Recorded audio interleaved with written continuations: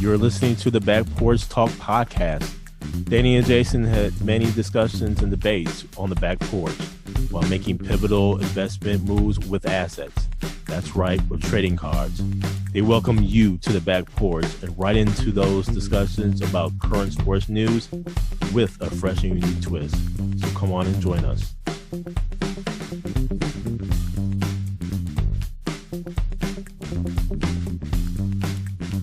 Welcome to the Back Porch Talk podcast. I'm your co-host, Jason. Your co-host, Danny. And boy, we have a full show for you today. A little NBA talk.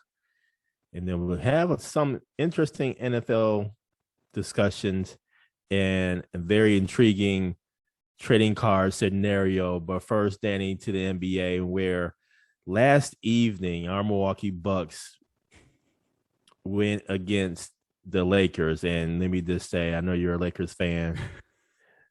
Lake show, LeBron not playing, and you would really have thought that Anthony Davis would have stepped up and shined a little bit more than what he did. But man, that performance by Giannis, come on, man. Are you kidding me? Giannis put 47 on him, man.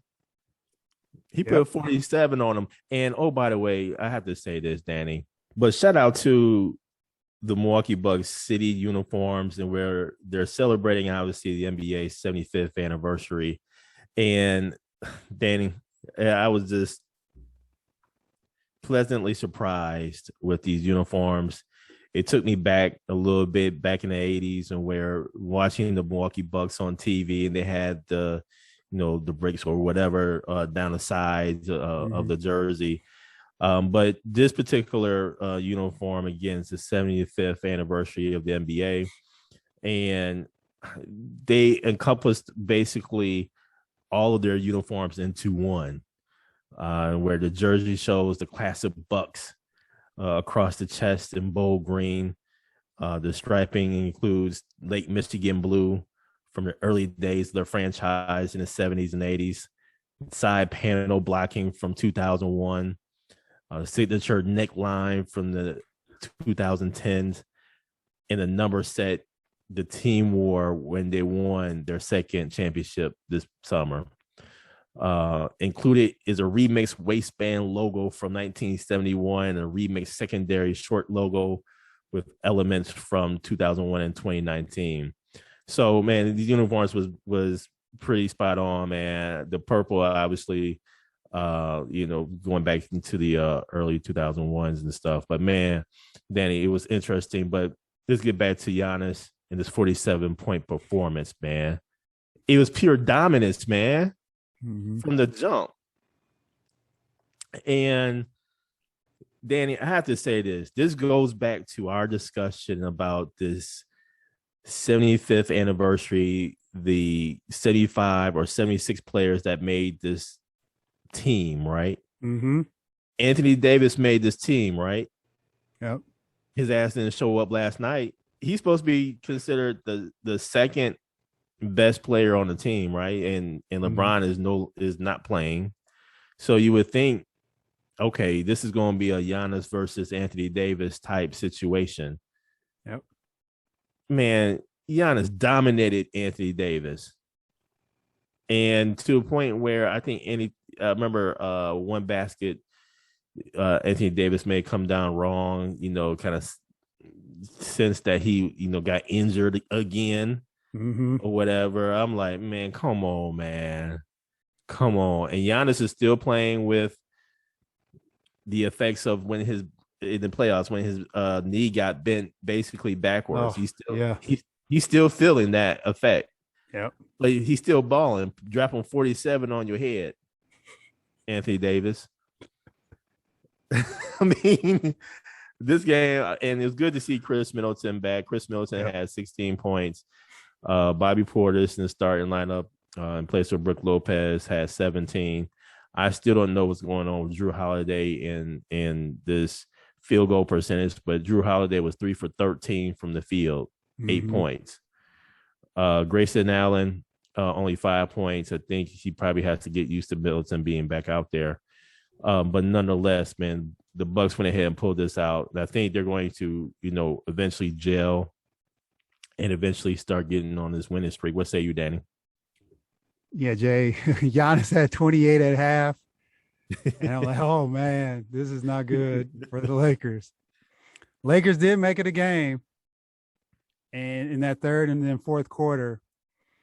But Middleton hit 2 big 3-pointers, which tied him with Ray Allen for first all-time 3-pointers made for the Bucks in Bucks history. So congratulations to him. He'll be breaking that next game, I'm assuming, to have that sole possession of first place for the Bucks all-time 3-pointers made. But AD, these are the games, man, with LeBron out. I know it sounds like he hit his hamstring and something's wrong with his hand, but he has to be the leader, right? So this is where in this type of game, you got to show up. And if you're not ready to play, man, you got to sit out. So it's one of those things where you don't know if it's hurting him and the Lakers with him playing, if he is truly banged up, or what if he's just trying to weather the storm until LeBron gets back where he can get some rest. So I'm very curious on how this is going to play out. And I look at the Lakers, man, even the Bucks, it's still early. The Lakers have so many new pieces. They're still trying to figure out who's who and roles and all that good stuff, because they pretty much turned over the whole roster. But yeah, Giannis came with it, man. And like I said, Middleton hit those big shots in the fourth to springboard the Bucks to that victory. And we'll see if this now propels them on a run. They still don't have Brook, like you mentioned, and I'm not sure exactly when he'll come back. And I'm looking at Drew Holiday, and the Olympics have been over for a while, but you just wonder if that turnaround and him just trying to get back into it maybe impact him a little bit. So hopefully in December or even January, if he can right the ship, then he'll be all right heading to the All-Star break. And I'll say this about Middleton. I think as Middleton has been out due to health and safety protocols, I think that actually helped him get a little rest. He was obviously battling the illness there, but man, at least he had a chance to just kind of allow his body to rest, possibly. Drew Holiday was injured earlier in the season, took a couple games off or a few games off.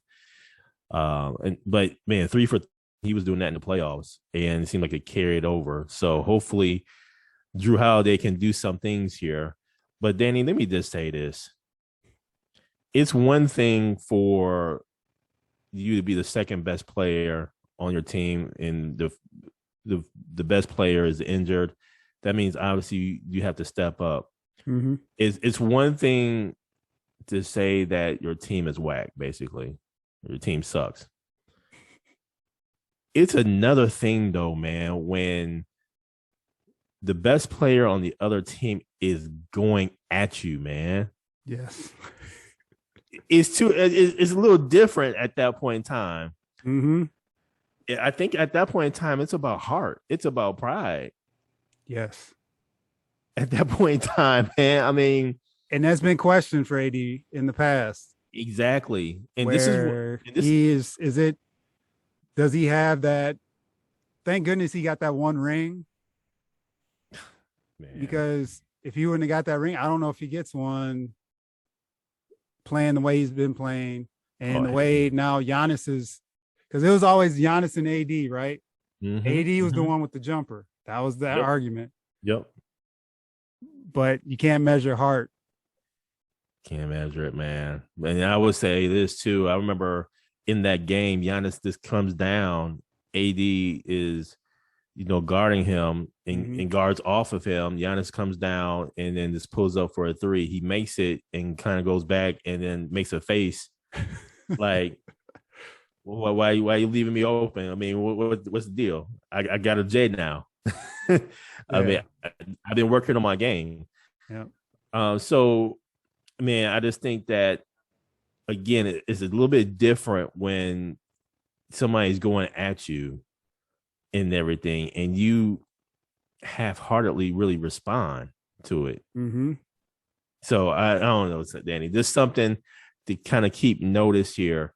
And if they're making comments like this right now about the team, I think there's going to be a trade somewhere down the line for the Lakers. I really do. And one thing to keep in mind too, it's not like Westbrook didn't have a great game. I mean, Westbrook had 19 points, 15 assists, man.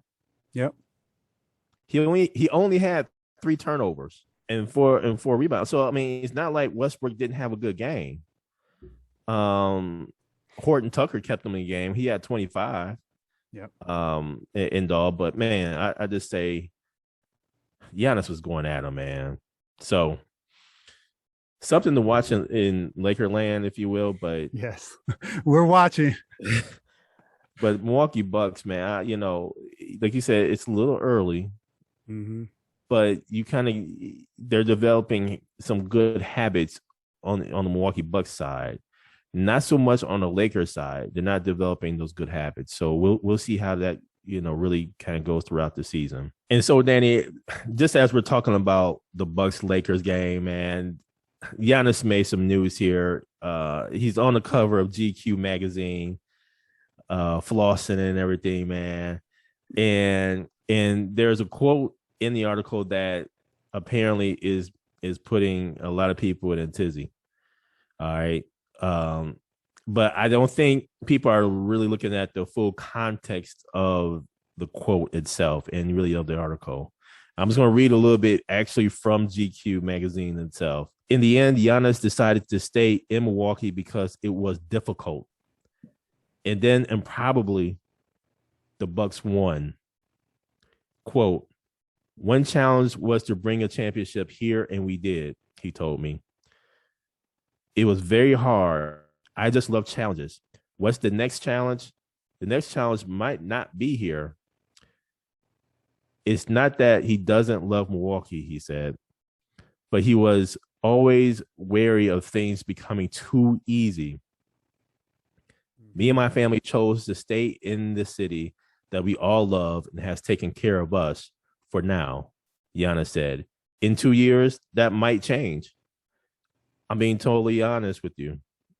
I'm always honest. I love this city. I love this community. I want to help as much as possible. And then further on down here, it says, did this mean he was thinking about leaving? I asked his agent. I don't think I'm thinking about leaving the Bucks, Sarah Tiss told me. But I think he's genuinely like, okay, I've reached the pinnacle. The next challenge is let's repeat. But what happens if you do repeat? What's the next challenge? What is that next barrier? When you think about it from a basketball perspective, by the age of 26, this kid has accomplished everything, Sarah Tiss said. So sometimes you're going to have to manufacture what those challenges are. Not in there, but and forgive me if I mispronounced his agent's name. But Danny, I think people are in the media running with this quote, and they're not putting the full context around what Giannis is actually saying here. Giannis is saying, okay, well, if we, in a sense, he's probably thinking, if we repeat, what is that next challenge? Where else can I go? What else can I do? Got a championship here in Milwaukee. Can I go somewhere else and probably get a championship? But also in the article, he talks about how it could be easy in joining KD or joining a LeBron and others and building that super team. It could be easy doing that. It could be easy going to LA to do, film, all that stuff. That could be easy. Yep. Giannis is one of those who like, okay, I want it to be hard. I want it to be challenging. And that's something that I want to do. And that's something that I just naturally enjoy doing. So will that challenge be in Milwaukee? Who knows? Yep. But it's something that he's going to have to, like you said, probably manufacture in order to feed that desire in Dalton. So, and here's the other thing too, that people have to think about. By him saying that, Milwaukee has now become a destination city. Mm-hmm. Think about it in those terms. Like, okay, would another superstar want to come to Milwaukee because Giannis is there? And then now Giannis may be thinking, well, that may be too easy. Mm-hmm. If that's the case, well, shoot, I need to go somewhere else. So I think we had to put a pause on what the media is putting out there in terms of this quote without fully giving the context of the mindset that Giannis has and what was actually in the article, especially what his agent has said. So I just want to calm the Milwaukee Bucks fans down a little bit. Calm down a little bit, y'all. Mm-hmm. I mean, it's something to probably talk about. But if Giannis did decide to leave, man, what a ride it's been. Mm-hmm. And you can remember this when Giannis got drafted, right? Yeah. We were like, man, who is this? We knew nothing about Giannis. But who would have ever thought that he would bring a championship to Milwaukee? Mm-hmm. Come on, man. Yep.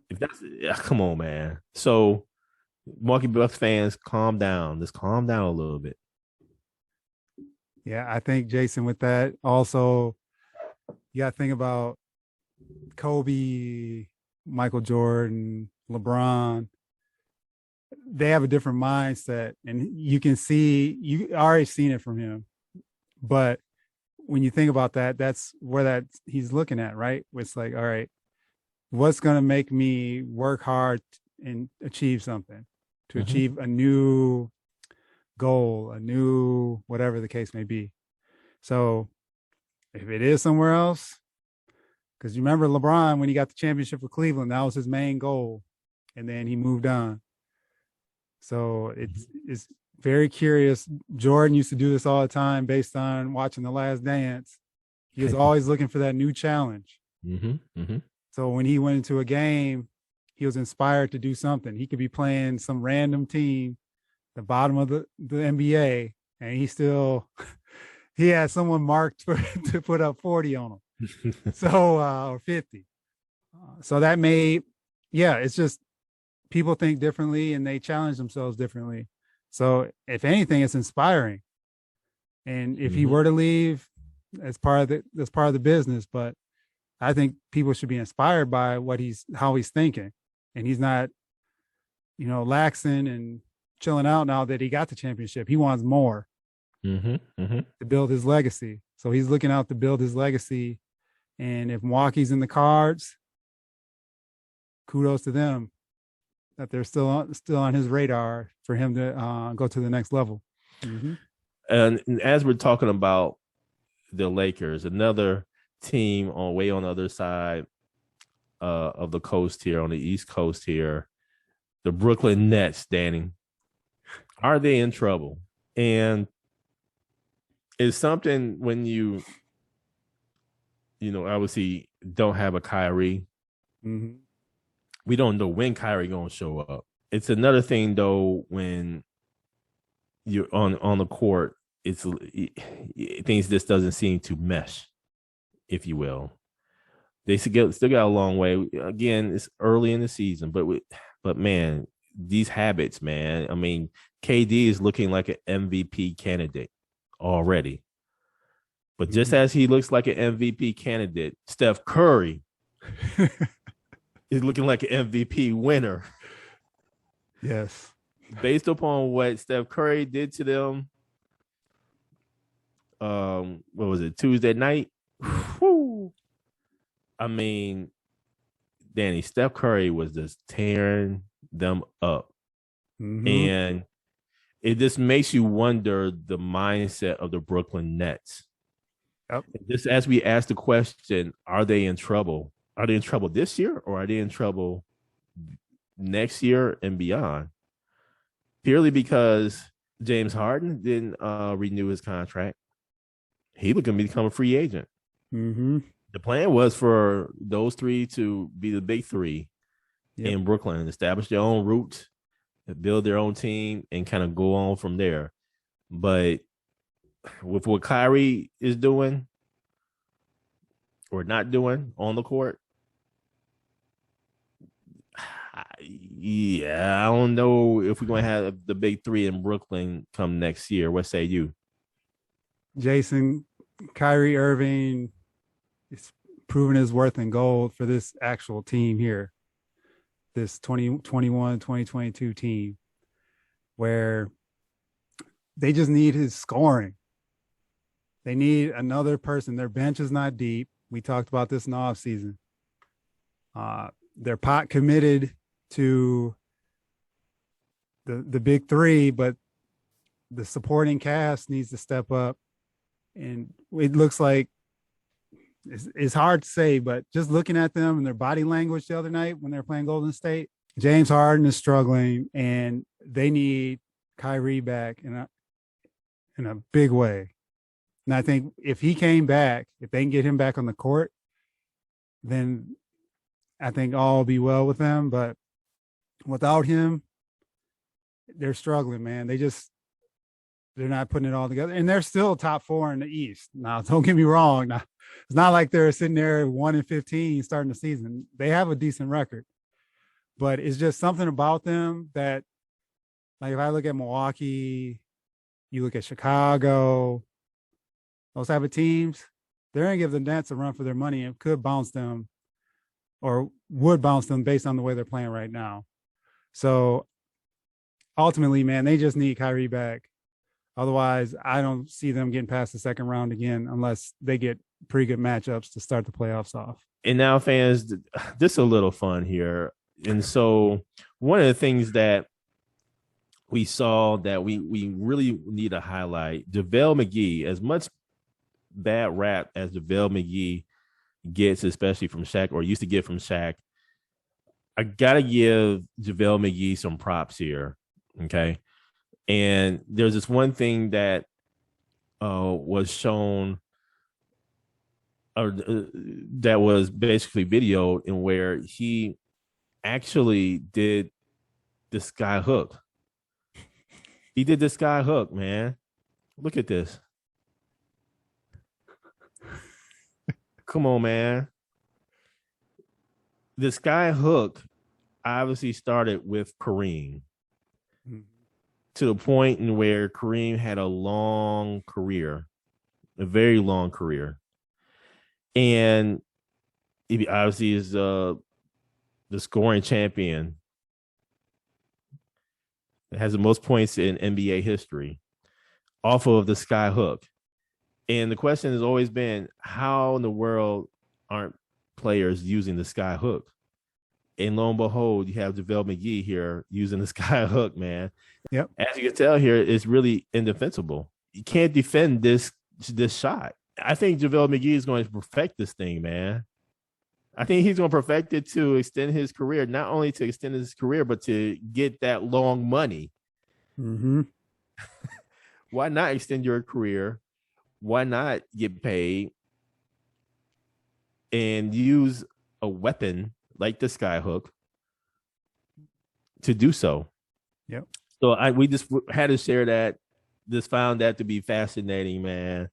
That a lot of people, I think Dwight Howard at one point said, "No, I ain't gonna do no sky hook." A lot of Shaq even said, "I'm not gonna do no sky hook. That's just not me."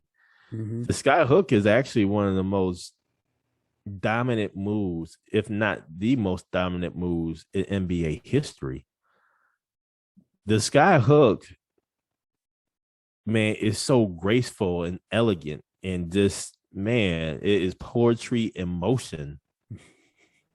And for those fans who don't know about that sky hook, go out to YouTube and then just type in sky hook, and there are several video clips of Kareem doing the sky hook, and there's compilation channels of Kareem just doing a sky hook, whether he was with Milwaukee, whether he was with the Los Angeles Lakers. He sky hooked both teams to prominence, to championship wins. Yep. Multiple championships. So just had to share that. JaVale McGee, I'm giving you a shout out for doing the sky hook. for being unafraid to do something that many people decided not to do. So congratulations on making that choice. Definitely. Javale McGee, if you're watching, once you get that gooseneck, because right now his gooseneck is not there for our basketball players. Where you follow through, you got the follow through. If you can get that follow through like Kareem had, it's a wrap. It's a wrap. It's a wrap. And JaVale McGee is the right player to do it, man. He's agile enough, but he's flexible enough, and he's long. Yep. And so, man, he's on a. I'm actually looking forward to watching JaVale McGee develop and progress with this sky hook, man. I really am. I don't know if he got pointers from Kareem, or what, but man, I would love to hear that story. If that is the case, I would love to hear the story behind that. And all. So, Jason, next story we have here is around the NBA All-Star Weekend having an HBCU Classic basketball game, college basketball game, to be held in Cleveland. That's where the All-Star game will be on February 19th between Morgan State and Howard. The NBA, if you remember from last year, they have the initiatives, and CP3 is leading the effort to work with HBCUs to generate revenue for the HBCU community and leveraging the NBA to assist with that. This year, they're deciding to do a game on that Saturday, which is pretty cool, that they can have a full day of action. So, you have All-Star Weekend at night, the slam dunk and 3-point and all that, but then you have the game ahead of it. And these are two classic teams, man, from the East Coast, from Washington, D.C. area. And it's a showcase as well. So it gives them some shine. It gives them the ability to promote that rivalry, and then also bring some value to the HBCU community. So I think it's a great thing from the NBA to continue this and not just do it 1 year and then kind of just push it to the wayside. It's actually a commitment. So kudos to the NBA to sticking with this, and hopefully bigger and better things to come from this experience. What do you think, Jay? Man, I absolutely love this. I think Chris Paul, with his HBCU ties and everything, really let it effort in making this happen. And so I absolutely love this. HBCU basketball games don't get nearly enough shine as they should, and all. And so this is going to be absolutely phenomenal, and a great opportunity for the student athletes to really go ahead and meet some of these NBA stars, and to really get insight, to really get feedback, to really get advice from the best in the world. So, man, I absolutely love this. I think this is going to make NBA All-Star Weekend or All-Star Saturday even better, and everything. And so, man, this is going to be awesome. Really looking forward to it. And just as we're talking about HBCU news, Danny, got to congratulate Jackson State University and Coach Prime for winning the SWAC East Divisional title. As a HBCU alum of Florida A&M University, I have to say this, Danny. I actually went to the divisional championship game, because that's what it really was. The very first game of the season, the Orange Blossom Classic down in Miami between Jackson State and Florida A&M University, where the score was 7-6. That was the divisional championship game, because FAMU was right there. We were getting better. And I would even say this. I think if both of these teams were to play again right now, I think Florida A&M would actually win. I'm not saying that because I'm an alum, but I'm saying that because in looking at the progression of the quarterback for Florida A&M University, we've been balling.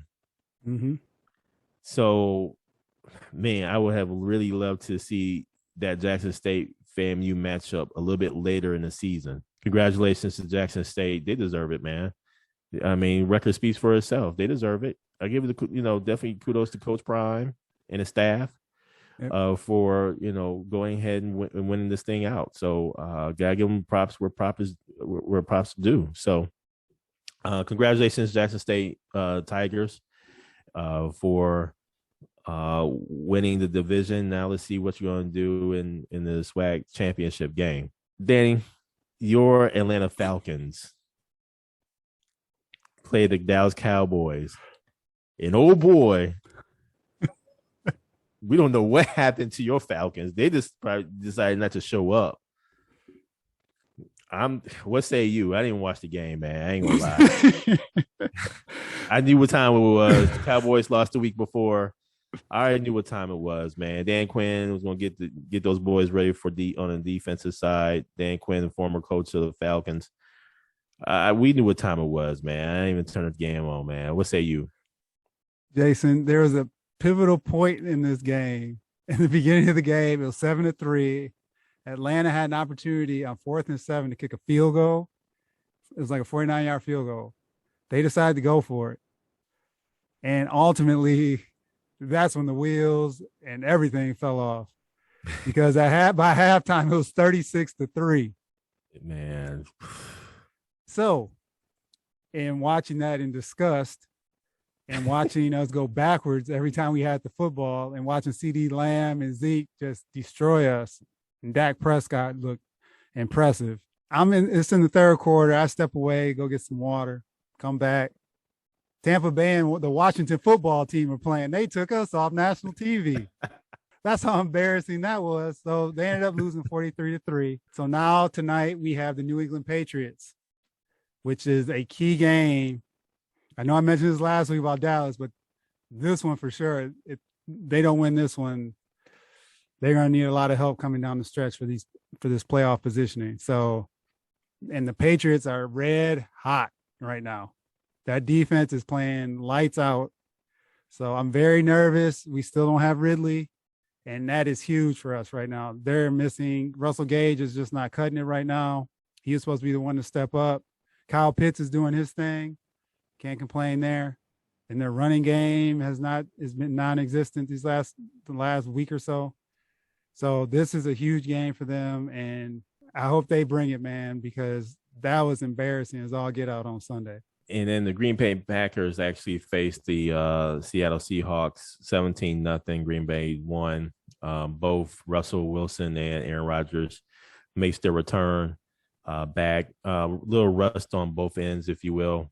But nonetheless, man, Green Bay went ahead and won this game.